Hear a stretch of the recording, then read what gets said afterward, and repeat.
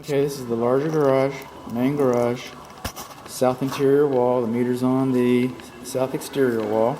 The meter should have been sealed. This is the ground we were looking for, and it is grounded. So through a UFR system. This panel, for the most part, is pretty good. I just can't get this guy to trip. Oh, you did. How about that?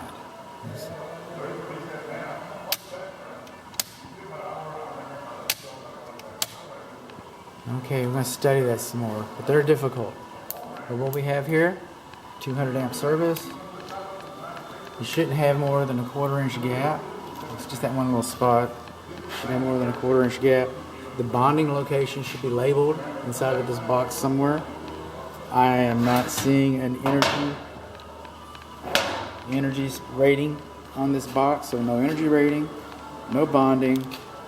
We've got a little bit of a gap right here, and then this box was installed with screws. Okay, screws will get it nice and tight. Okay, but screws do not have tensile strength, so screws will break under stress, like a tornado or a earthquake. Nails have much more shear strength. Panel boxes should have been nailed in place, not screwed in place. Let me come up here. You see this right up here? That right there, that's an open knockout. Okay, so the fire rating has been compromised. There should be, if they're not going to use that, these are all used. Okay, but if that's without use, then that open knockout should have been sealed. So open knockout, screws, gap, no bonding, no energy notice.